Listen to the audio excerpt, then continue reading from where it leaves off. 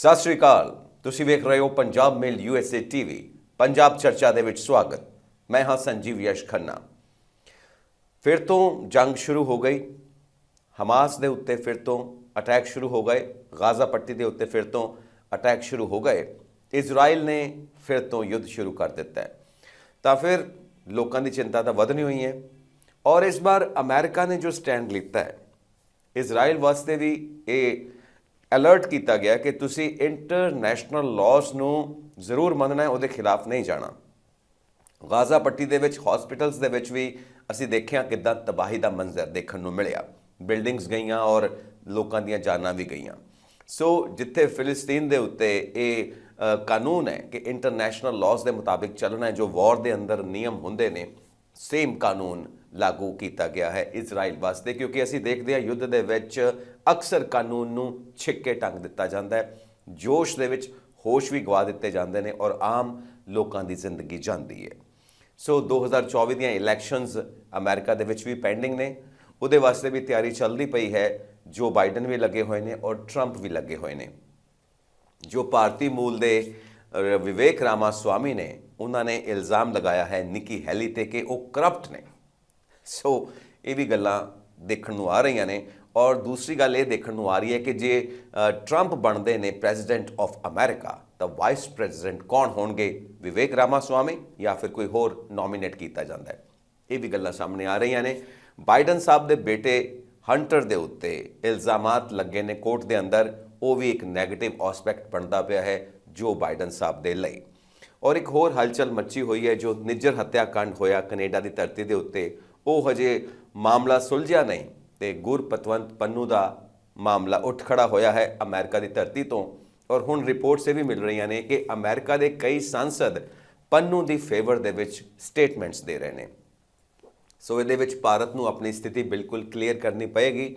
ਨਿੱਜਰ ਹੱਤਿਆਕਾਂਡ ਦੇ ਵਿੱਚ ਵੀ ਉਹਨਾਂ ਨੂੰ ਆਪਣੀ ਪੂਰੀ ਰਾਏ ਦੇਣੀ ਪਏਗੀ ਕਿ ਜੋ ਤਹਿਕੀਕਾਤ ਹੋ ਰਹੀ ਹੈ ਉਹਦੇ ਵਿੱਚ ਉਹ ਕਿੰਨੀ ਸਹਾਇਤਾ ਕਰ ਸਕਦੇ ਨੇ ਤੇ ਕਿਵੇਂ ਕਰ ਸਕਦੇ ਨੇ।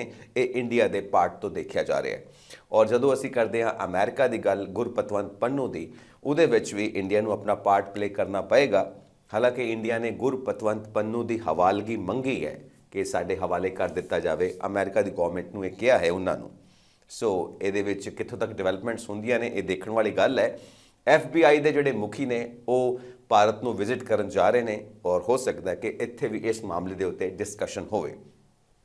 ਕੁੱਲ ਮਿਲਾ ਕੇ ਮਾਮਲੇ ਕਾਫੀ ਸੈਂਸਿਟਿਵ ਬਣੇ ਹੋਏ ਨੇ। G20 ਤੋਂ ਬਾਅਦ ਜੋ ਭਾਰਤ ਦਾ ਕੱਦ ਵਧਿਆ ਇੰਟਰਨੈਸ਼ਨਲ ਸਿਨੈਰੀਓ ਦੇ ਵਿੱਚ, ਉਹਦੇ ਉੱਤੇ ਵੀ ਕਿਤੇ ਨਾ ਕਿਤੇ ਕੁਐਸਚਨ ਮਾਰਕਸ ਲੱਗਦੇ ਪਏ ਨੇ ਕਿਉਂਕਿ ਹਾਲਾਤ ਇੱਦਾਂ ਦੇ ਬਣੇ ਹੋਏ ਨੇ। ਸੋ ਹਮਾਸ ਦੇ ਉੱਤੇ, ਫਿਲਿਸਤੀਨ ਦੇ ਉੱਤੇ ਔਰ ਇਜ਼ਰਾਈਲ ਦੇ ਉੱਤੇ ਜੋ ਭਾਰਤ ਦੀ ਰਣਨੀਤੀ ਹੈ ਜਾਂ ਰਾਜਨੀਤੀ ਹੈ ਜਾਂ ਜੋ ਸਟੇਟਮੈਂਟਸ ਨੇ, ਉਹਦੇ ਬਾਰੇ ਗੌਰ ਕਰਨਾ ਅਗਰ ਆਪਾਂ ਦੇਖੀਏ ਤਾਂ ਮੋਦੀ ਸਾਹਿਬ ਨੇ ਟਵੀਟ ਕੀਤਾ ਸੀ ਜਦੋਂ ਹਮਾਸ ਨੇ ਅਟੈਕ ਕੀਤਾ ਹੈ ਇਜ਼ਰਾਈਲ ਦੇ ਉੱਤੇ, ਇਜ਼ਰਾਈਲ ਦੇ ਹੱਕ ਦੇ ਵਿੱਚ। ਜੇ ਪੁਰਾਤਨ ਸਮੇਂ ਦੀਆਂ ਆਪਾਂ ਕੁਝ ਵੀਡੀਓਜ਼ ਦੇਖਦੇ ਹਾਂ ਤਾਂ ਉੱਤੇ ਅਟਲ ਬਿਹਾਰੀ ਵਾਜਪਾਈ, ਉਹ ਵੀ BJP ਤੋਂ ਨੇ, ਜਿਵੇਂ ਨਰਿੰਦਰ ਮੋਦੀ ਸਾਹਿਬ BJP ਤੋਂ ਨੇ, ਤਾਂ ਅਟਲ ਬਿਹਾਰੀ ਵਾਜਪਾਈ ਜੀ ਨੇ ਫਿਲਿਸਤੀਨ ਦੇ ਹੱਕ ਵਿੱਚ ਵੀ ਗੱਲ ਕੀਤੀ ਸੀ ਕਿ ਇਜ਼ਰਾਈਲ ਨੂੰ ਚਾਹੀਦਾ ਕਿ ਫਿਲਿਸਤੀਨ ਦਾ ਇਲਾਕਾ ਛੱਡ ਦੇਵੇ ਤਾਂ ਕਿ ਸ਼ਾਂਤੀ ਸਥਾਪਿਤ ਹੋ ਸਕੇ। ਔਰ ਯੂਨਾਈਟਿਡ ਨੇਸ਼ਨਸ ਵੱਲੋਂ ਜੋ 2 ਨੇਸ਼ਨ ਥਿਊਰੀ ਹੈ ਕਿ ਇਜ਼ਰਾਈਲ ਔਰ ਫਿਲਿਸਤੀਨ ਨੂੰ ਆਪਣਾ ਆਪਣਾ ਇਲਾਕਾ ਦੇ ਦਿੱਤਾ ਜਾਵੇ ਤਾਂ ਕਿ ਹਮੇਸ਼ਾ ਵਾਸਤੇ ਸੀਜ਼ ਫਾਇਰ ਹੋਵੇ ਔਰ ਸ਼ਾਂਤੀ ਦੀ ਸਥਾਪਨਾ ਹੋਵੇ, ਉਹਦੇ ਉੱਤੇ ਵੀ ਗੱਲ ਹੋ ਰਹੀ ਹੈ ਔਰ ਭਾਰਤ ਉਹਦੀ ਵੀ ਹਿਮਾਇਤ ਕਰ ਰਿਹਾ ਹੈ। ਔਰ ਉਹਦੇ ਵਿੱਚ ਇੰਟਰਵੀਨ ਕਰ ਰਿਹਾ ਹੈ ਯੂਨਾਈਟਿਡ ਸਟੇਟਸ ਆਫ ਅਮਰੀਕਾ ਔਰ ਆਪਣੀ ਵੀਟੋ ਪਾਵਰ ਦਾ ਵੀ ਇਸਤੇਮਾਲ ਕਰ ਰਿਹਾ ਹੈ ਯੂਨਾਈਟਿਡ ਨੇਸ਼ਨਸ ਸਿਕਿਉਰਿਟੀ ਕਾਉਂਸਲ ਦੇ ਵਿੱਚ। ਔਰ ਇਹਨਾਂ ਮਾਮਲਿਆਂ ਨੂੰ ਆਪਾਂ ਐਨਾਲਾਈਜ਼ ਕਰਾਂਗੇ। ਔਰ ਭਾਰਤ ਦੇ ਵਿੱਚ ਵੀ 2024 ਦੇ ਇਲੈਕਸ਼ਨਸ ਪੈਂਡਿੰਗ ਨੇ ਔਰ 5 ਸਟੇਟਸ ਦੀਆਂ ਇਲੈਕਸ਼ਨਸ ਤੋਂ ਬਾਅਦ ਕੀ ਸਥਿਤੀ ਹੈ, ਕਿੱਧਰ ਨੂੰ ਜਾ ਰਹੀ ਹੈ ਸਾਰੀ ਰਾਜਨੀਤੀ। ਔਰ ਜੋ ਵਿੰਟਰ ਸੈਸ਼ਨ ਨਹੀਂ ਹੋ ਸਕਿਆ ਭਾਰਤ ਦੇ ਵਿੱਚ ਪਾਰਲੀਮੈਂਟ ਦੇ ਵਿੱਚ, ਉਹਦੇ ਬਾਰੇ ਵੀ ਗੱਲ ਕਰਾਂਗੇ। ਤੇ ਨਾਲ ਗੱਲ ਕਰਾਂਗੇ ਆਪਾਂ ਜੋ ਪੰਜਾਬ ਦੇ ਵਿੱਚ ਇਸ ਵਕਤ ਭਗਵੰਤ ਮਾਨ ਸਾਹਿਬ ਮੀਟਿੰਗਸ ਕਰ ਰਹੇ ਨੇ, ਵਾਟ ਇਜ਼ ਹਿਜ਼ ਸਟ੍ਰੈਟਜੀ, ਕਰਨਾ ਕੀ ਚਾਹੁੰਦੇ ਨੇ, ਆਮ ਆਦਮੀ ਪਾਰਟੀ ਦੀ ਕੀ ਸਟ੍ਰੈਟਜੀ ਹੋ ਸਕਦੀ ਹੈ। ਇਹ ਸਭ ਐਨਾਲਾਈਜ਼ ਕਰਨ ਵਾਸਤੇ ਮੇਰੇ ਨਾਲ ਸਟੂਡੀਓਜ਼ ਦੇ ਵਿੱਚ ਮੌਜੂਦ ਨੇ ਵਿਨੇ ਗੋਇਲ ਜੀ, ਜੋ ਪੋਲੀਟੀਕਲੀ ਇਸ ਸਾਰੇ ਮੈਟਰਸ ਨੂੰ ਐਨਾਲਾਈਜ਼ ਕਰਨਗੇ। ਵਿਨੇ ਜੀ, ਵੈਲਕਮ ਟੂ ਪੰਜਾਬ ਚਰਚਾ। ਗੁੱਡ ਮਾਰਨਿੰਗ ਸਰ, ਬਹੁਤ ਬਹੁਤ ਸਵਾਗਤ ਹੈ ਸਰ ਤੁਹਾਡਾ। ਸੋ ਵਿਨੇ ਜੀ, ਆਪਾਂ ਇਸ ਮੈਟਰ ਨੂੰ ਦੇਖੀਏ ਜੋ ਇਹ ਸੀਜ਼ ਫਾਇਰ ਹੈ, ਕਿਉਂਕਿ ਆਪਾਂ ਸਾਰੇ ਹੀ ਹਮੇਸ਼ਾ ਇਸ ਚੀਜ਼ ਦੀ ਦੁਆ ਵੀ ਕਰਦੇ ਹਾਂ, ਪ੍ਰੇਅਰ ਵੀ ਕਰਦੇ ਹਾਂ, ਕਿਉਂਕਿ ਭਾਰਤ ਦੀ ਧਰਤੀ ਤੋਂ ਹਮੇਸ਼ਾ ਸ਼ਾਂਤੀ ਦਾ ਸੰਦੇਸ਼ ਗਿਆ ਹੈ ਪੂਰੀ ਦੁਨੀਆ ਨੂੰ, ਔਰ ਇਹੀ ਸਾਡੀ ਫੋਰਨ ਪਾਲਿਸੀ ਆ। ਸੋ ਇਸ ਯੁੱਧ ਨੂੰ ਅਸੀਂ ਕਿੱਦਾਂ ਐਨਾਲਾਈਜ਼ ਕਰ ਸਕਦੇ ਹਾਂ ਜੋ ਫਿਲਿਸਤੀਨ ਦਾ ਮਸਲਾ ਹੈ, ਇਜ਼ਰਾਈਲ ਦਾ ਮਸਲਾ ਹੈ? Very well set. ਮੈਂ ਦਰਸ਼ਕਾਂ ਨੂੰ ਆਪਣੀ ਸਤਿ ਸ਼੍ਰੀ ਅਕਾਲ ਭੇਜਦਾ, ਔਰ ਮੈਂ ਨਾਲ ਹੀ ਕਹਿਣਾ ਚਾਹੁੰਦਾ ਕਿ ਇਹ ਜਿਹੜਾ ਸਰ ਪੈਲਸਟਾਈਨ ਔਨ ਇਜ਼ਰਾਈਲ ਦਾ ਜਿਹੜਾ ਮਾਮਲਾ ਹੈ, ਕੋਈ ਅੱਜ ਦਾ ਮਾਮਲਾ ਨਹੀਂ ਹੈ। ਮੈਂ ਇਹਨੂੰ ਜੇ ਟ੍ਰੇਸ ਬੈਕ ਕਰਾਂ ਹਿਸਟਰੀ ਵਿੱਚ, ਤੇ ਆਈ take it back to Yasser ਅਰਾਫਾਤ, ਜੋ ਕਿ ਇੱਕ ਬਹੁਤ ਮਕਬੂਲ ਇੰਟਰਨੈਸ਼ਨਲ ਹਸਤੀ ਸੀ, ਔਰ ਸਾਡੇ ਨਾਲ, ਭਾਰਤ ਨਾਲ ਉਹਨਾਂ ਦੇ ਸੰਬੰਧ ਬਹੁਤ ਵਧੀਆ ਸੀ। ਜਦੋਂ 1982 ਵਿੱਚ ਨੈਮ ਮੀਟਿੰਗ ਹੁੰਦੀ ਹੈ ਤਾਂ ਮਿਸਿਸ ਗਾਂਧੀ ਦੇ ਉਹ ਇੱਕ ਬਹੁਤ ਵੱਡੇ ਗੈਸਟ ਸੀ, ਔਰ ਇੱਕ ਇੰਟਰਨੈਸ਼ਨਲ ਸਿਨੇਰੀਓ ਤੇ ਮਿਸਿਸ ਗਾਂਧੀ ਔਰ ਯਾਸਰ ਅਰਾਫਾਤ ਦੀਆਂ ਜਿਹੜੀਆਂ ਪਿਕਚਰਸ ਰਿਲੀਜ਼ ਹੋਈਆਂ ਸੀ, ਉੱਥੋਂ ਸਾਰੀ ਦੁਨੀਆ ਹਿਲ ਗਈ ਸੀ ਕਿ ਇਹ ਜਿਹੜੀ ਦੋਸਤੀ ਹੋਣ ਜਾ ਰਹੀ ਹੈ, ਕੀ ਕਰਨ ਜਾ ਰਹੀ ਹੈ ਜੀ। ਇਹ ਜਿਹੜਾ ਝਗੜਾ ਹੈ ਸਾਰੇ, ਇਹ ਅੱਜ ਦਾ ਝਗੜਾ ਨਹੀਂ। Let us take back it to the 60s। 1967 ਵਿੱਚ ਸਰ, ਜਦੋਂ 6 ਡੇ ਵਾਰ ਹੁੰਦੀ ਹੈ, ਉਸ ਤੋਂ ਬਾਅਦ ਹੀ ਇਹ ਝਗੜਾ ਜਿਹੜਾ ਹੈ ਉਹ ਵੱਧ ਜਾਂਦਾ ਹੈ। ਔਰ ਬਹੁਤ ਸਾਰੇ ਜਿਹੜੇ ਸਕਾਲਰਸ ਨੇ ਉਹਨਾਂ ਦਾ ਇਹ ਕਹਿਣਾ ਹੈ ਕਿ ਜਿਹੜੇ ਹਮਸ ਵਾਲੇ ਨੇ ਜਾਂ ਦੂਜੇ ਬੰਦੇ ਨੇ, ਉਹ ਕਹਿੰਦੇ ਆ ਕਿ ਅਸੀਂ ਆਪਣੀ ਇੱਕ ਜਿਹੜੀ ਹੈ ਵੱਖਰੀ ਸੁਤੰਤਰ, ਜੋ ਸਾਡੇ ਕੋਲ ਇਜ਼ਰਾਈਲ ਖੋ ਚੁੱਕਾ ਹੈ, ਉਹ ਵਾਪਸ ਅਸੀਂ ਐਸਟੈਬਲਿਸ਼ ਕਰਨਾ ਚਾਹੁੰਦੇ ਹਾਂ ਵਿਦਿਨ 1967 ਬਾਰਡਰਸ। ਲੇਕਿਨ ਇਹਦੇ ਨਾਲ ਹੀ ਹਮਸ ਜਿਹੜਾ ਹੈ ਉਹ ਕਹਿੰਦਾ ਹੈ ਕਿ ਮੈਂ ਜਿੰਨੀ ਦੇਰ ਤੱਕ ਟੋਟਲ ਬਰਬਾਦ ਨਹੀਂ ਕਰ ਦਿੰਦਾ, ਜੇ ਮੈਂ ਆਪਣਾ ਹੱਕ ਬੋਲ ਕੇ ਜਾਂ ਹੱਕ ਰਾਹੀਂ ਜਾਂ ਯੂਨਾਈਟਿਡ ਨੇਸ਼ਨ ਰਾਹੀਂ ਜਾਂ ਉਸ ਵੇਲੇ ਦੇ ਸੈਕਟਰੀ ਜਨਰਲ ਦੇ ਜੋ ਰੈਜ਼ੋਲੂਸ਼ਨਸ ਪਾਸ ਹੁੰਦੇ ਨੇ, ਮੈਂ ਨਹੀਂ ਲੈ ਪਾਉਂਦਾ, ਤਾਂ ਫਿਰ ਮੈਨੂੰ ਇਹ ਯੁੱਧ ਨਾਲ ਲੈਣਾ ਪਊਗਾ। ਔਰ ਉਹਨਾਂ ਨੇ ਉਸ ਵੇਲੇ ਐਗਜ਼ਾਮਪਲ ਵੀ ਦਿੱਤੀ ਸੀ 1988 ਵਿੱਚ, ਜਿਹੜਾ ਕਿ ਉਸ ਵੇਲੇ ਫਾਊਂਡਿੰਗ ਚਾਰਟਰ ਸੀ ਇਹਦਾ। ਲੇਕਿਨ ਸਰ ਉਦੋਂ ਇਹਨਾਂ ਨੇ ਕਿਹਾ ਸੀ ਕਿ ਅਸੀਂ ਇਹਨੂੰ ਓਬਲੀਟਰੇਸ਼ਨ ਆਫ ਇਜ਼ਰਾਈਲ ਦਾ ਨਾਂ ਦਿੱਤਾ ਗਿਆ ਸੀਗਾ।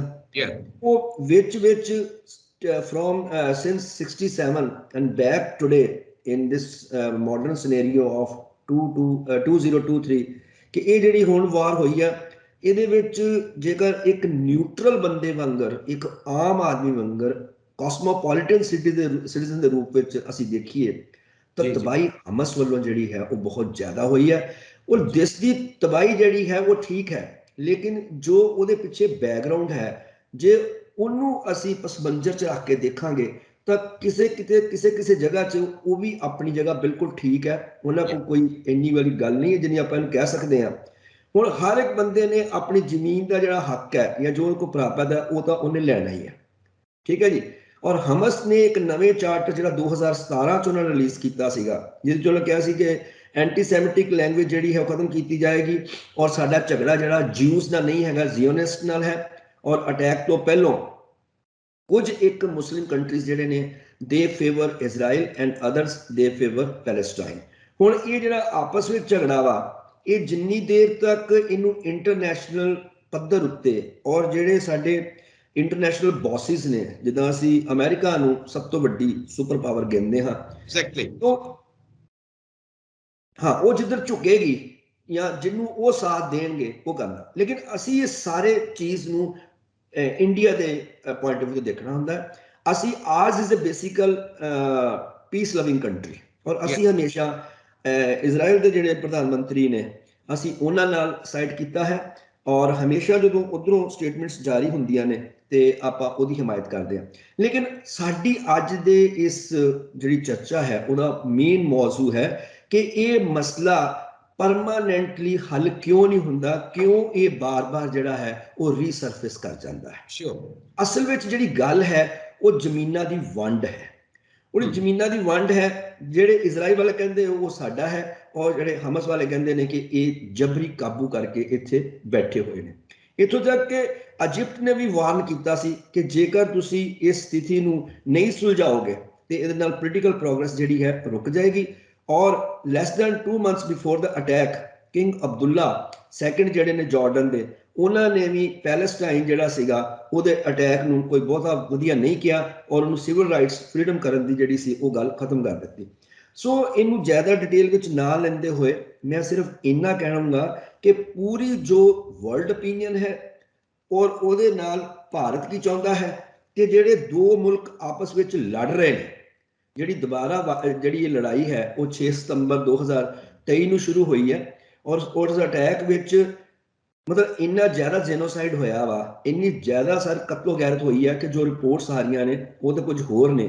ਲੇਕਿਨ ਜੋ ਲੜਾਈ ਹੋਈ ਹੈ, ਜਿੱਦਾਂ ਤੁਸੀਂ ਉਹਦੇ ਵਿੱਚ ਦੱਸਿਆ ਹੈ ਕਿ ਹਸਪੀਟਲ, ਮੌਸਕਸ ਔਰ ਬੱਚਿਆਂ ਦੇ ਸਕੂਲ, ਕਿਸੇ ਚੀਜ਼ ਨੂੰ ਕੁਝ ਨਹੀਂ ਸਮਝਿਆ ਗਿਆ। It is ruthless attack. ਔਰ ਇਸ ਅਟੈਕ ਨੂੰ ਜੇ ਆਪਾਂ ਕੁਝ ਹੋਰ ਨਹੀਂ, ਕਮ ਸੇ ਕਮ ਅਸੀਂ ਇਹਨੂੰ ਵੋਕਲੀ ਕੰਡੈਮ ਜ਼ਰੂਰ ਕਰੀਏ ਸਰ, ਕਿ this is not the language of mankind, this is not the language of humanity. There are other certain ways we can sit on the table, we can have negotiations. ਕੋਈ ਹੱਲ ਦੁਨੀਆ 'ਚ ਕੋਈ ਮੁਸੀਬਤ ਐਸੀ ਨਹੀਂ ਹੈ ਜਿਹਦਾ ਅਸੀਂ ਹੱਲ ਨਹੀਂ ਕਰ ਸਕਦੇ, ਠੀਕ ਹੈ ਜੀ।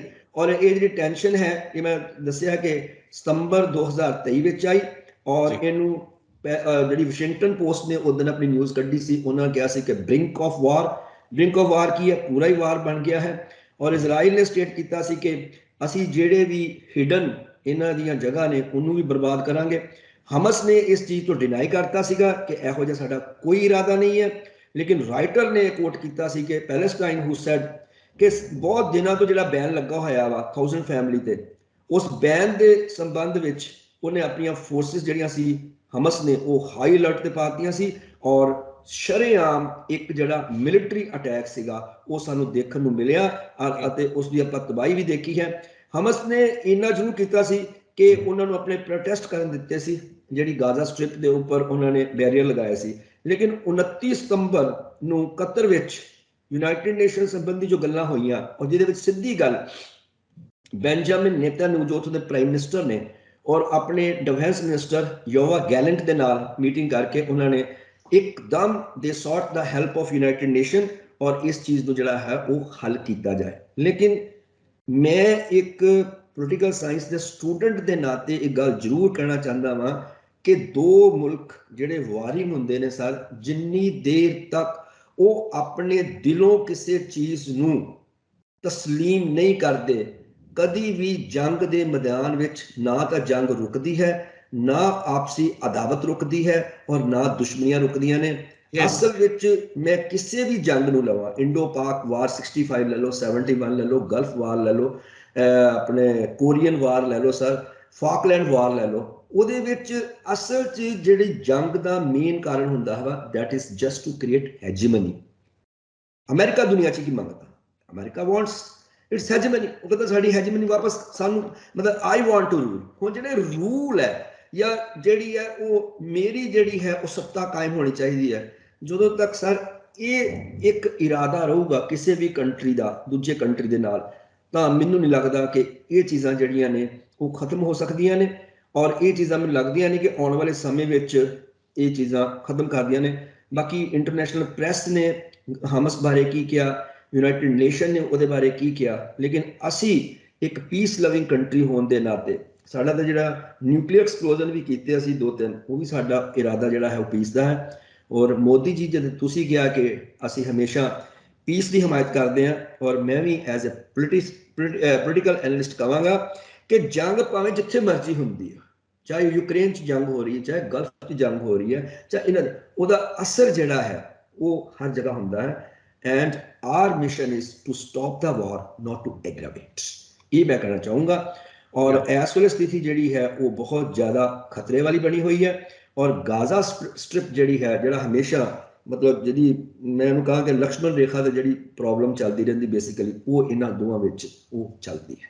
So this is my viewpoint regarding this war. Right sir. So second issue ਜੋ ਮੈਂ ਗੱਲ ਕੀਤੀ ਸੀ, ਅਮਰੀਕਾ ਦੇ ਸੰਸਦ ਵੀ ਹੁਣ ਇਸ ਚੀਜ਼ ਦੇ ਫੇਵਰ ਦੇ ਵਿੱਚ ਆ ਗਏ ਨੇ। ਗੁਰਪਤਵੰਤ ਪੰਨੂ, ਉਹਨਾਂ ਦੀਆਂ ਸਟੇਟਮੈਂਟਸ ਅਸੀਂ ਦੇਖਦੇ ਹਾਂ ਜੋ ਇੰਡੀਆ ਦੇ ਲਈ ਸਟੇਟਮੈਂਟਸ ਹੁੰਦੀਆਂ ਨੇ, ਔਰ ਇਸ ਵਕਤ ਉਹਨਾਂ ਦੇ ਸੰਸਦ ਇਸ ਚੀਜ਼ ਨੂੰ ਫੇਵਰ ਕਰਨ ਜਾਂ ਇਸ ਦੇ ਹੱਕ ਦੇ ਵਿੱਚ ਸਟੇਟਮੈਂਟਸ ਦੇ। Now what is the real position? FBI ਦੇ ਮੁਖੀ ਵੀ ਆ ਰਹੇ ਨੇ ਔਰ ਨਿੱਜਰ ਹੱਤਿਆਕਾਂਡ ਹਜੇ ਤੱਕ ਸੁਲਝਿਆ ਨਹੀਂ। ਕੈਨੇਡਾ ਨਾਲ ਸਾਡੇ ਰਿਲੇਸ਼ਨਸ ਹਜੇ ਵੀ ਸੁਲਝੇ ਨਹੀਂ। ਇਹ ਨਵੀਂ ਇੱਕ ਚੀਜ਼ ਡਿਵੈਲਪਮੈਂਟ ਹੋ ਗਈ ਹੈ ਔਰ ਇਹ ਵੀ ਆਲਮੋਸਟ ਉੱਦਾਂ ਦਾ ਹੀ ਮਾਮਲਾ ਹੈ ਗੁਰਪਤਵੰਤ ਪੰਨੂ ਦਾ।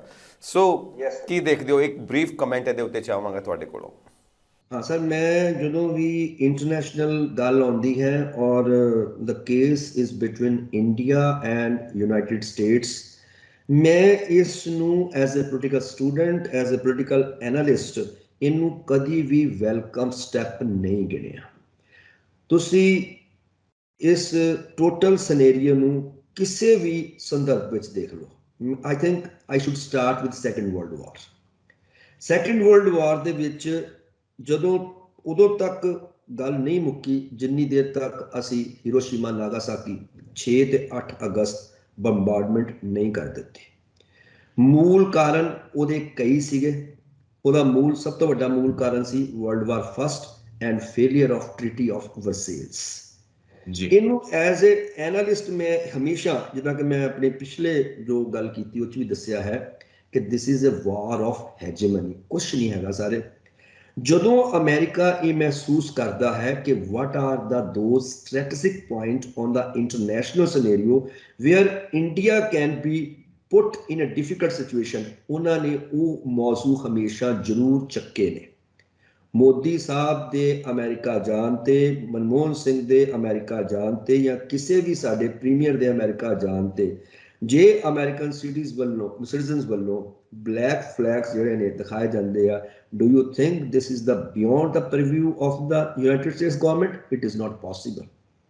ਇਨ a country like America it is not possible.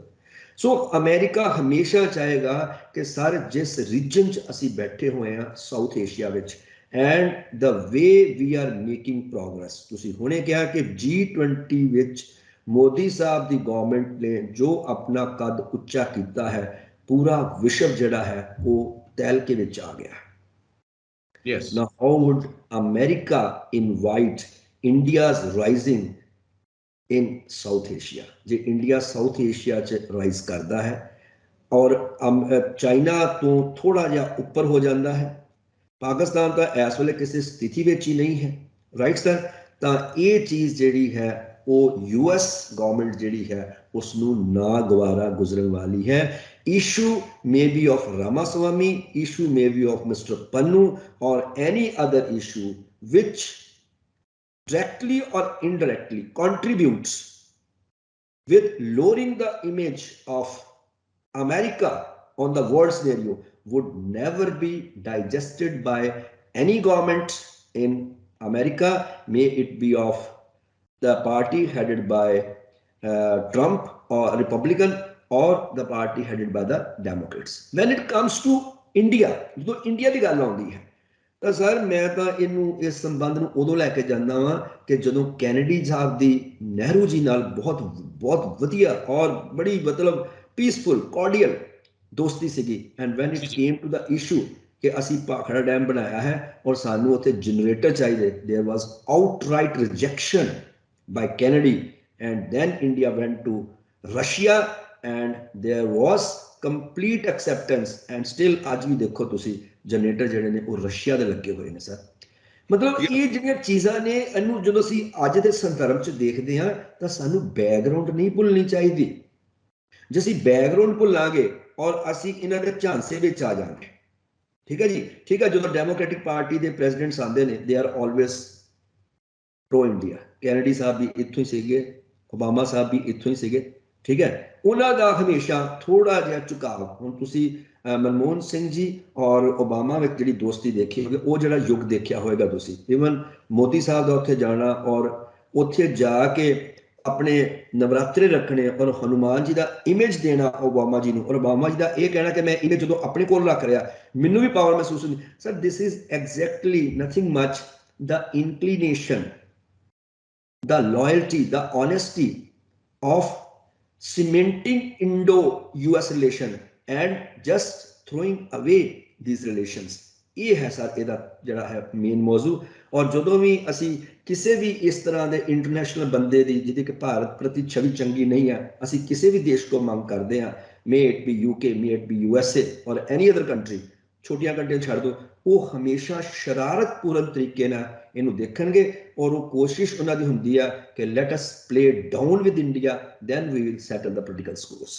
So this is my humble submission as far as this issue is concerned. ਕਈ ਵਾਰ ਅਸੀਂ ਦੇਖਦੇ ਹਾਂ ਕਿ ਜੋ ਫੋਰਨ ਮੀਡੀਆ ਹੈ, ਫੋਰਨ ਪ੍ਰੈਸ ਹੈ, ਉਹ ਵੀ ਕਈ ਵਾਰ ਇੰਡੀਆ ਦੀ ਜਿਹੜੀ ਨਿਊਜ਼ ਹੈ ਨਾ ਉਹਨੂੰ ਥੋੜਾ ਨੈਗੇਟਿਵ ਮਸਾਲਾ ਲਗਾ ਕੇ ਦਿਖਾਇਆ ਜਾਂਦਾ ਹੈ। ਸਰ ਉਹ ਦੇਖੋ ਮੀਡੀਆ ਹਾਈਪ ਤੇ ਆਣੀ ਹੈ, ਈਵਨ Yes. ਇੰਟਰਨੈਸ਼ਨਲ ਮੀਡੀਆ ਨੂੰ ਵੀ ਪਤਾ ਵਾ ਕਿ ਅੰਡਰ ਕਰੰਟਸ ਜਿਹੜੇ ਅਮਰੀਕਾ ਔਰ ਇੰਡੀਆ ਚੋਂ ਕੀ ਨੇ, ਤੇ ਜੋ ਮਰਜ਼ੀ ਟ੍ਰੀਟੀ ਸਾਈਨ ਕਰ ਲੈਣ, ਜੋ ਮਰਜ਼ੀ ਕਰ ਲੈਣ, ਠੀਕ ਹੈ, ਕਿਉਂਕਿ ਇਹਨਾਂ ਦੇ ਦਿਮਾਗ ਚੋਂ ਕਦੀ ਸੀਟੀ ਬੀਟੀ ਨਹੀਂ ਨਿਕਲਣਾ ਕਿ ਇੰਡੀਆ ਨੇ ਸੀਟੀ ਬੀਟੀ ਸਾਈਨ ਨਹੀਂ ਕੀਤਾ, ਕਿਉਂ? ਉਹਦੀ ਹੈਜਮਨੀ ਹਿਲਦੀ ਹੈ। ਅਮਰੀਕਾ ਦੇਖੋ ਨਾ, ਉਹ ਜਿਹੜਾ ਉਹ ਇੱਕ ਕਲੱਬ ਬਣ ਚੁੱਕਾ। ਹੁਣ ਜੇ ਅਸੀਂ 3 ਵਾਰੀ ਆਪਣਾ ਪੋਖਰਨ ਟੈਸਟ ਕਰ ਚੁੱਕੇ ਹਾਂ, do you think America will take it in a good taste? Never. Never, never. Sir So, ਇਹਨਾਂ ਪੋਲੀਟੀਕਲ ਚੀਜ਼ਾਂ ਨੂੰ ਨਾਪ ਲਾ ਕੇ, ਇਹਨਾਂ ਪੋਲੀਟੀਕਲ ਚੀਜ਼ਾਂ ਨੂੰ ਦਿਮਾਗ 'ਚ ਰੱਖ ਕੇ, ਜਦੋਂ ਵੀ ਅਸੀਂ ਕੋਈ ਕਰੰਟ ਮੌਜੂ ਆਪ ਦੇਖਾਂਗੇ ਔਰ ਉਹਨੂੰ ਉਸ ਪਸਮੰਜਰ 'ਚੋਂ ਦੇਖਾਂਗੇ, ਇੱਕ ਨਿੱਕੇ ਜਿਹੇ ਆਮ ਆਦਮੀ ਨੂੰ ਵੀ ਗੱਲ ਸਮਝ ਆਏਗੀ ਕਿ why there is this much of hostility between India and America। ਉਹਦਾ ਮੂਲ ਹੋਰ ਕੋਈ ਕਾਰਨ ਨਹੀਂ ਹੈ। ਸਰਫੇਸ ਤੇ ਤੁਹਾਨੂੰ ਕਈ ਵਾਰੀ ਲੱਗੇਗਾ ਕਿ ਸਾਡੇ ਰਿਲੇਸ਼ਨ ਅਮਰੀਕਾ ਨਾਲ ਬਹੁਤ ਸੋਹਣੇ ਸ਼ੁਰੂ ਹੋ ਗਏ। ਤੁਸੀਂ ਅੰਬੈਸੀਜ਼ ਦੇਖ ਲਓ ਸਰ, ਅਜੇ ਤੱਕ ਉਹਨਾਂ ਨੇ ਖੋਲੀਆਂ ਨਹੀਂ, ਅੰਬੈਸਡਰ ਨਹੀਂ ਦਿੱਤਾ ਸਾਨੂੰ। ਇਹ ਕੀ ਐਟੀਟਿਊਡ ਹੈ? ਐਗਜ਼ੈਕਟਲੀ। ਸੋ 2024 ਦੀਆਂ ਇਲੈਕਸ਼ਨਸ ਅਮਰੀਕਾ ਦੇ ਵਿੱਚ ਵੀ ਪੈਂਡਿੰਗ ਨੇ, 2024 ਦੀਆਂ ਇਲੈਕਸ਼ਨਸ ਇੰਡੀਆ ਦੇ ਵਿੱਚ ਵੀ ਪੈਂਡਿੰਗ ਨੇ। ਨਾਓ ਕਮਿੰਗ ਟੂ ਇੰਡੀਆ, 5 ਸਟੇਟਸ ਦੀਆਂ ਇਲੈਕਸ਼ਨਸ ਤੋਂ ਬਾਅਦ ਮੋਦੀ ਸਾਹਿਬ ਨੇ ਇਹ ਕਮੈਂਟ ਕੀਤਾ ਸੀ, ਕਿਉਂਕਿ ਵਿੰਟਰ ਸੈਸ਼ਨ ਪੈਂਡਿੰਗ ਸੀ, ਕਿ ਜਦੋਂ ਵੀ ਵਿਰੋਧੀ ਧਿਰਾਂ ਆਉਣ, ਆਪਣੇ ਦਿਲ ਦੇ ਅੰਦਰ ਕੋਈ ਕੜਵਾਹਟ ਲੈ ਕੇ ਨਾ ਆਉਣ ਕਿ ਇਲੈਕਸ਼ਨਸ ਦੇ ਵਿੱਚ ਹਾਰ ਹੋਈ ਹੈ, ਇਸ ਕਰਕੇ ਵਿੰਟਰ ਸੈਸ਼ਨ ਨੂੰ ਸਕਸੈਸਫੁਲੀ ਆਪਾਂ ਚਲਾਈਏ ਔਰ ਭਾਰਤ ਦੇ ਹੱਕ ਦੇ ਵਿੱਚ ਜੋ ਜ਼ਰੂਰੀ ਬਣਦੇ ਫੈਸਲੇ ਨੇ ਉਹ ਲਈਏ। ਪਰ ਨਤੀਜਾ ਉਲਟ ਨਿਕਲਿਆ ਹੈ ਔਰ ਵਿੰਟਰ ਸੈਸ਼ਨ ਰੱਦ ਹੋ ਗਿਆ, ਪੋਸਟਪੋਨ ਹੋ ਗਿਆ। Now what is your take Vinay ji? ਹਾਂ ਸਰ, ਮੈਂ ਇੱਕ ਡੈਮੋਕ੍ਰੈਟਿਕ ਕੰਟਰੀ ਵਿੱਚ and a country like India which is the largest democratic country in the world, ਔਰ ਮੈਂ ਬਤੌਰ ਪੋਲੀਟੀਕਲ ਐਨਾਲਿਸਟ ਔਰ ਪੋਲੀਟੀਕਲ ਸਟੂਡੈਂਟਸ ਇਹ ਹਮੇਸ਼ਾ ਕਹਿੰਦਾ ਹਾਂ ਕਿ ਕੁਝ ਇੱਕ ਵੱਡੇ ਮੌਜੂ ਜਾਂ ਇਸ਼ੂਜ਼ ਜ਼ਰੂਰ ਨੇ ਜਿੱਥੇ ਸਾਨੂੰ ਲੱਗਦਾ ਹੈ ਕਿ ਸਾਡੀ ਜਿਹੜੀ ਡੈਮੋਕ੍ਰੇਸੀ ਹੈ ਉਹ ਵਧੀਆ ਨਹੀਂ ਕਰ ਰਹੀ। ਲੇਕਿਨ 1947 ਤੋਂ ਲੈ ਕੇ ਅੱਜ 2023 ਜਿਹੜੀਆਂ 5 ਸਟੇਟਸ ਦੀਆਂ ਇਲੈਕਸ਼ਨ ਹੋਈਆਂ ਨੇ, ਸਾਡੇ ਜਿਹੜੇ ਡੈਮੋਕ੍ਰੈਟਿਕ ਨੋਰਮਸ ਨੇ ਸਰ, ਉਹ ਬਿਲਕੁਲ ਠੀਕ ਨੇ। ਅਸੀਂ ਅੱਜ ਵੀ ਆਪਣੇ ਫੈਸਲੇ ਜਿਹੜੇ ਨੇ ਉਹ ਡੈਮੋਕ੍ਰੈਟਿਕ ਪ੍ਰਿੰਸੀਪਲਸ ਨਾਲ ਕਰਦੇ ਹਾਂ, ਔਰ ਜਿਹੜੀ ਗਵਰਨਮੈਂਟ ਵੀ ਜਿੱਤ ਕੇ ਆਉਂਦੀ ਹੈ, ਚਾਹੇ ਉਹ ਦੇਵਗੌੜਾ ਦੀ ਸਰਕਾਰ ਕਿਉਂ ਨਾ ਬਣੀ ਹੋਏ, ਚਾਹੇ ਗੁਜਰਾਲ ਸਾਹਿਬ ਦੀ ਸਰਕਾਰ ਕਿਉਂ ਨਾ ਬਣੀ ਹੋਏ, ਚੰਦਰ ਸ਼ੇਖਰ ਜਾਂ ਚਰਨ ਸਿੰਘ ਦੀ ਸਰਕਾਰ ਕਿਉਂ ਨਾ ਬਣੀ ਹੋਏ, ਅਸੀਂ ਕਦੀ ਵੀ ਟੈਨੈਂਟਸ ਆਫ ਡੈਮੋਕ੍ਰੇਸੀ ਜਿਹੜੇ ਨੇ ਉਹਨਾਂ ਨੂੰ ਹੱਥ ਨਹੀਂ ਹੋਣ ਦਿੱਤਾ। ਹਾਂ, ਵਰਕਿੰਗ ਜਿਹੜੀ ਸਾਡੀ ਹੈ, when it comes to the real laboratory of democracy where we do lot of experiments, ਉੱਥੇ ਆ ਕੇ ਸਰ ਸਾਨੂੰ ਹਾਰ ਜਾਂ ਥੋੜੀ ਜੀ ਨਦਾਮਤ ਜਿਹੜੀ ਹੈ ਉਹਦਾ ਸਾਹਮਣਾ ਜ਼ਰੂਰ ਕਰਨਾ ਪੈਂਦਾ ਹੈ, ਕਿਉਂਕਿ ਜਿਹੜੀ ਭਾਰਤ ਦੀ ਆਪੋਜੀਸ਼ਨ ਹੈ, it is not a opposition like the opposition of UK।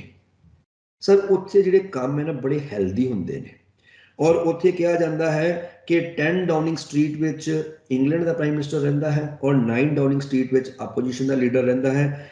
England ਦੇ ਪ੍ਰਾਈਮ ਮਿਨਿਸਟਰ ਨੂੰ ਸ਼ਾਇਦ ਆਪਣੀ ਵਾਈਫ ਬਾਰੇ ਇੰਨਾ ਨਹੀਂ ਪਤਾ, ਲੇਕਿਨ ਉਹਨੂੰ ਜਿਹੜਾ ਆਪੋਜੀਸ਼ਨ ਲੀਡਰ ਦਾ ਜਿਹੜਾ ਲੀਡਰ ਹੁੰਦਾ ਉਹਦੇ ਬਾਰੇ ਜ਼ਿਆਦਾ ਪਤਾ।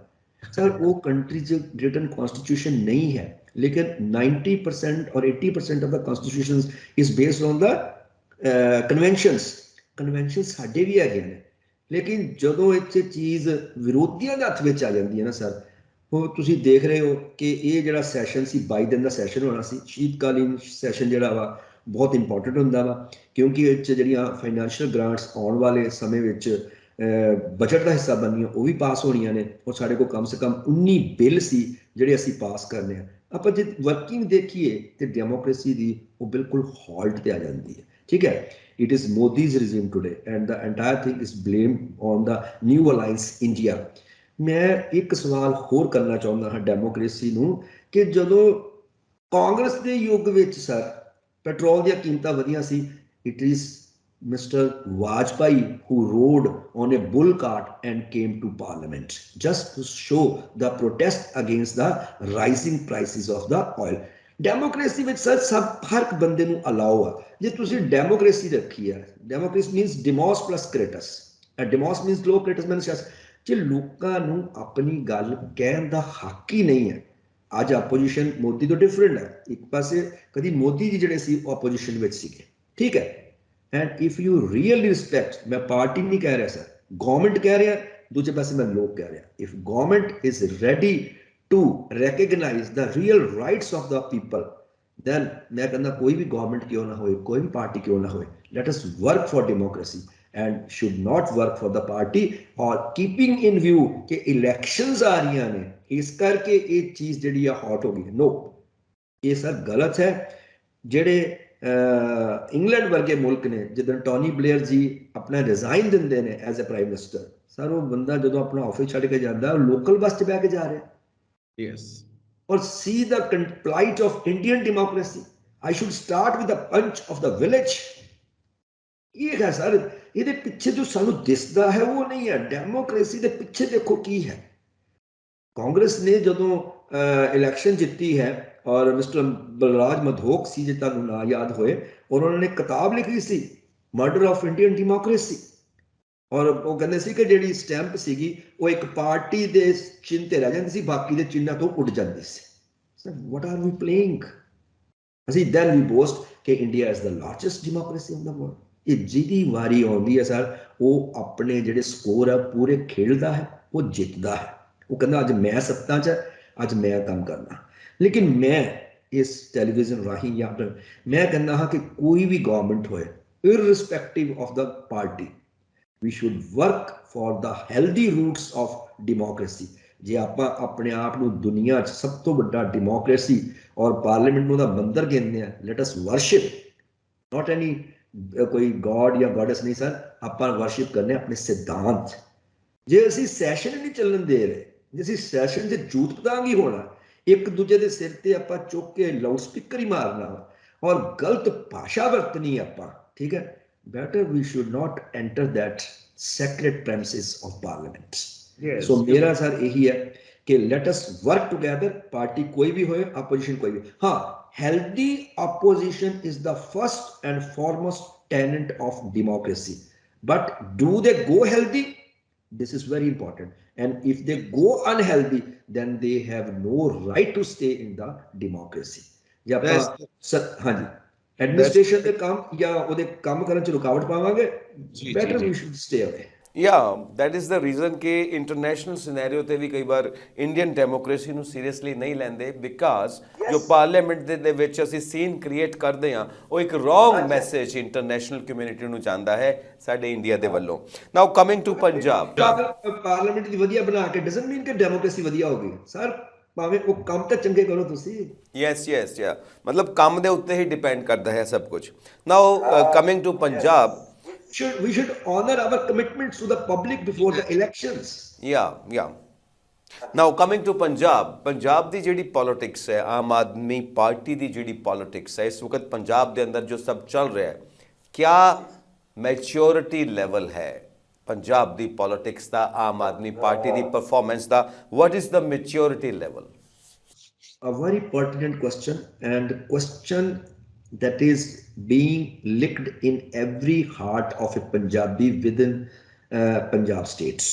बहुत ਵਧੀਆ ਸਵਾਲ ਹੈ, ਔਰ ਇਸ ਸਵਾਲ ਦੇ ਜੋ ਸਿੱਟੇ ਹੋਣੇ ਨੇ ਜਾਂ ਜੋ ਇਹਦਾ ਜਵਾਬ ਹੈ ਸਰ, ਤੁਸੀਂ ਇੱਕ ਸ਼ਬਦ ਵਿੱਚ ਪ੍ਰਯੋਗ ਕੀਤਾ ਹੈ, maturity. Yes, the ruling party in Punjab lacks maturity।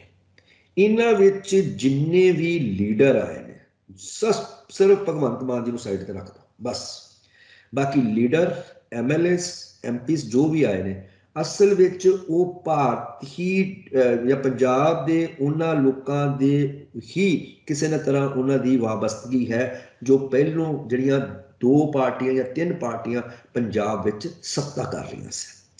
Sir ਜਿਹੜਾ ਆਮ ਆਦਮੀ ਹੈ ਉਹ ਕਹਿੰਦਾ ਹੈ ਕਿ ਜੇ ਮੈਂ ਕਚਹਿਰੀ ਜਾਵਾਂ, ਮੈਂ ਸਰਕਾਰੀ ਦਫ਼ਤਰ ਜਾਵਾਂ, ਮੈਂ ਹਸਪੀਟਲ ਜਾਵਾਂ, ਮੈਂ ਬੱਸ ਤੇ ਚੜ੍ਹਾਂ, ਮੈਂ ਟ੍ਰੇਨ ਤੇ ਚੜ੍ਹਾਂ, ਮੇਰਾ ਬੱਚਾ ਬਿਮਾਰ ਹੋਏ, I must be given justice। And with the thumping majority of 92 MLAs headed by Bhagwant Mann, a new party, a new face, a new revolution in Punjab, ਹਰ ਕਿਸੇ ਦੇ ਚਿਹਰੇ ਤੇ ਇੱਕ ਮੁਸਕਰਾਹਟ ਸੀ। Now after a lapse of 2 years, ਮੈਨੂੰ ਨਹੀਂ ਲੱਗਦਾ ਕਿ ਉਹ ਤਬਸਮ, ਉਹ ਮੁਸਕਰਾਹਟ ਲੋਕਾਂ ਦੇ ਚਿਹਰੇ ਤੇ ਬਾਕੀ ਰਹਿ ਗਈ। ਸ਼ੁਰੂ ਵਿੱਚ they did walk, they came out। Bhagwant Mann ਜੀ ਦੀ ਇੱਕ ਬਹੁਤ ਵੱਡੀ ਖਾਸੀਅਤ ਹੈ ਕਿ ਉਹ ਕਦੀ ਦਫ਼ਤਰ 'ਚੋਂ ਬਹਿ ਕੇ ਕੰਮ ਨਹੀਂ ਕਰਦੇ, he comes to fields। ਔਰ ਜਿਹੜਾ ਬੰਦਾ ਫੀਲਡ 'ਚ ਕੰਮ ਕਰਦਾ ਹੈ ਉਹ ਫੇਲ ਨਹੀਂ ਹੁੰਦਾ। ਸਰ ਕੱਲਾ ਬੰਦਾ ਡੈਮੋਕ੍ਰੇਸੀ ਨਹੀਂ ਚਲਾ ਸਕਦਾ, ਕੱਲਾ ਬੰਦਾ ਸਰਕਾਰ ਨਹੀਂ ਚਲਾ ਸਕਦਾ। You have to honor your subordinates। ਹੁਣ ਜੇ subordinate ਜਿਹੜੇ ਨਵੇਂ MLAs ਬਣੇ ਨੇ, ਜਿਹੜੇ ਨਵੇਂ MPs ਬਣੇ ਨੇ, ਜੇ ਉਹ ਗੌਰਮੈਂਟ ਦੀ ਦਿੱਤੀ ਹੋਈ ਕਮਿਟਮੈਂਟ ਨੂੰ honor ਨਹੀਂ ਕਰਨਗੇ ਤਾਂ ਸਰ ਕੱਲੇ ਭਗਵੰਤ ਮਾਨ ਜੀ ਕੋ ਮਸਲਾ ਹੱਲ ਨਹੀਂ ਹੋਣਾ। ਠੀਕ ਹੈ, ਅੰਨਾ ਹਜ਼ਾਰੇ ਸਾਹਿਬ ਉੱਥੇ ਬੈਠੇ, ਉੱਥੇ ਆਪਣੇ ਦਿੱਲੀ ਦੇ ਸਿਟਿੰਗ CM ਆ ਕੇ ਉੱਥੇ ਬੈਠੇ, ਕੇਜਰੀਵਾਲ ਜੀ, ਇਹਨਾਂ ਵਿੱਚ ਸਮਝੌਤਾ ਹੋਇਆ। ਉਹਨਾਂ ਨੇ ਆਪਣੀ ਇੰਨੀ ਜ਼ਿਆਦਾ ਮਿਹਨਤ ਕੀਤੀ, ਭਗਵੰਤ ਮਾਨ ਜੀ ਨੇ, ਫਿਰ MP ਜਿੱਤੇ, ਫਿਰ ਆਏ ਔਰ ਫਿਰ ਇੱਕ ਪੂਰੇ ਪੰਜਾਬ ਨੂੰ ਬਿਫੋਰ ਇਲੈਕਸ਼ਨ ਸੁਨੇਹਾ ਦਿੱਤਾ, ਸੁਨੇਹਾ ਨਹੀਂ ਦਿੱਤਾ ਬਲਕਿ ਉਹਨਾਂ ਨੇ ਪ੍ਰੈਡਿਕਸ਼ਨਸ ਕਰ ਦਿੱਤੀਆਂ ਕਿ ਜਿਹੜੇ MLAs ਦਾ ਮੈਂ ਨਾਂ ਲੈ ਰਿਹਾ ਵਾਂ, ਮੈਂ ਸੱਤਾ 'ਚ ਨਹੀਂ ਆਊਂਗਾ ਜੇ ਉਹ ਆਪਣੀਆਂ MLA ਇੱਕ ਜਾਂ ਦੋ ਸੀਟਾਂ, ਮਤਲਬ ਇੰਨਾ ਕੌਨਫੀਡੈਂਸ। ਉਹ ਕੋਈ ਜੋਤਸ਼ੀ ਨਹੀਂ ਹੈ, ਉਹ ਨਜੂਮੀ ਨਹੀਂ ਹੈ, he is not a fortune teller. Sir ਉਹ ਆਪਣੀ ਪਰਫਾਰਮੈਂਸ ਤੇ ਗੱਲ ਕਰਦੇ ਪਏ ਸੀ। ਬਿਲਕੁਲ ਉਹਨਾਂ ਨੂੰ ਪਤਾ ਸੀ ਕਿ ਪੰਜਾਬ ਦੇ ਵਿੱਚ ਇੱਕ ਸਾਨੂੰ ਨਵਾਂ ਆਲਟਰਨੇਟਿਵ ਚਾਹੀਦਾ ਹੈ। ਲੋਕਾਂ ਦੇ ਮਨਾਂ ਵਿੱਚ ਵੀ ਇਹ ਬਹੁਤ ਵੱਡੀ ਗੱਲ ਸੀ ਕਿ ਅਸੀਂ 47 ਤੋਂ ਲੈ ਕੇ ਹੁਣ ਤੱਕ A B ਦੇਖਦੇ ਆਏ ਹਾਂ। ਠੀਕ ਹੈ, ਉਸ AB ਨੇ, ਜੋ ਅਕਾਲੀ ਐਂਡ ਕਾਂਗਰਸ, ਦੇ ਡਿਲੀਵਰਡ देयर ਗੁੱਡਸ ਆਲਸੋ। ਇਹੋ ਜਿਹੀ ਗੱਲ ਨਹੀਂ ਹੈ ਅਸੀਂ ਬਿਲਕੁਲ ਇੱਕ ਪਾਸੇ ਹਾਸ਼ੀਏ ਤੇ ਪਾ ਦਈਏ ਅਕਾਲੀ ਤੇ ਕਾਂਗਰਸ ਨੂੰ। ਉਹਨਾਂ ਨੇ ਬਹੁਤ ਮਾਰ ਕੇ ਮਾਰੇ, ਉਹਨਾਂ ਨੇ ਬਹੁਤ ਪੰਜਾਬ ਦੀ ਤਰੱਕੀ ਵੀ ਕੀਤੀ ਹੈ, ਲੇਕਿਨ ਹਰ ਚੀਜ਼ ਦੀ ਸੈਚੂਰੇਸ਼ਨ ਆ ਜਾਂਦੀ ਹੈ। ਉਹਨਾਂ ਦੀ ਸੈਚੂਰੇਸ਼ਨ ਜਿਹੜੀ ਸੀ, that was the cause of the victory of AAP in Punjab. ਹੁਣ ਜਿਹੜੀਆਂ ਇਸ ਵੇਲੇ ਮੀਟਿੰਗਸ ਹੋ ਰਹੀਆਂ ਨੇ ਸਰ, ਇਹ ਅਸਲ ਵਿੱਚ this is the just a preparation for 202 elections, 24 election, 2024 the election ਤਿਆਰੀ ਹੈ। ਇਹ ਫਿਰ ਸਾਰੇ ਮੰਤਰੀ, ਇਹ ਸਾਰੇ MLAs, ਉਹ ਆਪਣੇ ਜਿਹੜੇ ਆਰਾਮਦਾਇਕ ਉਹਨਾਂ ਦੇ ਕੰਫਰਟ ਜ਼ੋਨ ਆ, ਉਹਨਾਂ 'ਚ ਉਹਨਾਂ ਨੂੰ ਬਾਹਰ ਆਉਣਾ ਪੈਣਾ। ਇੰਨਾ ਹੀ ਨਹੀਂ, ਜਿਹੜੀਆਂ 3 ਸਟੇਟ ਵਿੱਚ ਪੰਜਾਬ ਨਾਲ ਐਡਜੁਆਇਨਿੰਗ ਇਲੈਕਸ਼ਨਸ ਹੋਈਆਂ ਸੀ, ਉੱਥੇ ਵੀ MLAs ਗਏ, ਲੇਕਿਨ ਬਹੁਤਾ ਹਾਈਲਾਈਟ ਨਹੀਂ ਹੋਇਆ। ਲੇਕਿਨ ਇਹਨਾਂ ਦੇ ਕਮ ਸੇ ਕਮ ਸਰ, ਜੇ ਇੱਕ ਆਪਾਂ ਨਿੱਕੀ ਜਿਹੀ ਗਿਣਤੀ ਕਰੀਏ, ਕਮ ਸੇ ਕਮ 300 ਫੀਲਡਡ ਕੈਂਡੀਡੇਟਸ ਹਾਰੇ ਨਹੀਂ, ਜ਼ਮਾਨਤ ਜ਼ਬਤ ਹੋ ਗਈ। ਉਹੀ ਕੈਂਡੀਡੇਟ ਜਦੋਂ ਇੱਥੇ ਪੰਜਾਬ 'ਚ ਇਲੈਕਸ਼ਨ ਹੋ ਰਹੀ ਸੀ ਤੇ ਹਰ ਕੋਈ ਵਿਅਕਤੀ, ਸਾਡੇ ਗੁਆਂਢੀ ਸਟੇਟਸ ਕਹਿ ਰਹੀਆਂ ਸੀਗੀਆਂ ਕਿ ਪੰਜਾਬ ਵਿੱਚ ਆਪ ਆ ਜਾਏਗੀ, ਕਿਉਂਕਿ ਉਹਨਾਂ ਨੂੰ ਕੌਨਫੀਡੈਂਸ ਸੀਗਾ। ਹੁਣ ਉਹਨਾਂ ਸਟੇਟਾਂ ਨੇ ਰਿਜੈਕਟ ਕਰ ਦਿੱਤਾ। ਦੇਖੋ ਸਾਨੂੰ ਇਹ ਇੱਕ ਬਹੁਤ ਵੱਡਾ ਅਲਾਰਮ ਹੈ, ਇੱਕ ਬਹੁਤ ਵੱਡਾ ਬਿਗੁਲ, ਇੱਕ ਬਹੁਤ ਵੱਡਾ ਸ਼ੰਖਾਨਾਦ ਹੋਇਆ ਹੈ ਕਿ ਜੇ ਆਪ ਕੀਤੀਆਂ ਕਮਿਟਮੈਂਟਸ ਨੂੰ ਨਹੀਂ ਕਰਨਗੀਆਂ, ਜੇਕਰ ਭਗਵੰਤ ਮਾਨ ਆਪਣੇ ਉਸ ਚੀਫ ਮਿਨਿਸਟਰ ਹਾਊਸ ਤੋਂ ਬਾਹਰ ਨਹੀਂ ਨਿਕਲਦੇ ਔਰ ਆਪਣੇ MLAs ਔਰ ਜਿੰਨੇ ਵੀ ਪਾਰਟੀ ਦੇ ਕਾਰਕੁਨ ਨੇ ਉਹਨਾਂ ਨੂੰ ਮੁਸਤੈਦ ਨਹੀਂ ਕਰਦੇ, ਆਪਣੀਆਂ ਨੀਤੀਆਂ, ਆਪਣੇ ਮੈਨੀਫੈਸਟੋ, ਕੀਤੇ ਗਏ ਵਾਅਦੇ, ਉਹਨਾਂ ਨੂੰ ਆਨਰ ਨਹੀਂ ਕਰਦੇ, ਤਾਂ ਆਈ ਥਿੰਕ ਕਿ ਆਉਣ ਵਾਲੀ ਜਿਹੜੀ ਇਲੈਕਸ਼ਨ ਹੈ ਉਹ ਤੁਹਾਨੂੰ ਦੱਸ ਦੂਗੀ ਕਿ ਇਹ ਕਿੱਥੇ ਕੰਮ ਕਰ ਰਿਹਾ। ਜੀ ਵਿਨੇ ਜੀ, ਥੈਂਕ ਯੂ ਸੋ ਮਚ। ਤੁਸੀਂ ਇਹਨਾਂ ਸਬਜੈਕਟਸ ਦੇ ਉੱਤੇ ਸਾਨੂੰ ਐਨਲਾਈਟਨ ਕੀਤਾ ਹੈ। ਹੋਰ ਮਸਲੇ ਨੇ, ਹੋਰ ਕਈ ਐਕਟੀਵਿਟੀਜ਼, ਕਈ ਡਿਵੈਲਪਮੈਂਟਸ ਨੇ ਜਿਨ੍ਹਾਂ ਨੂੰ ਲੈ ਕੇ ਅਸੀਂ ਫਿਰ ਤੁਹਾਡੇ ਤੱਕ ਅਪਰੋਚ ਕਰਾਂਗੇ। Thank you so much for this wonderful talk. Same here sir, thank you very much. ਆਪਣੇ ਦਰਸ਼ਕਾਂ ਨੂੰ ਗੁਜ਼ਾਰਿਸ਼ ਕਿ ਆਪਣੇ ਵਿਚਾਰ ਸਾਨੂੰ ਇਨਬਾਕਸ ਕਰੋ। ਸਾਡਾ ਚੈਨਲ ਪੰਜਾਬ ਮੇਲ USA TV ਸਬਸਕ੍ਰਾਈਬ ਕਰੋ। ਸਤਿ ਸ਼੍ਰੀ ਅਕਾਲ।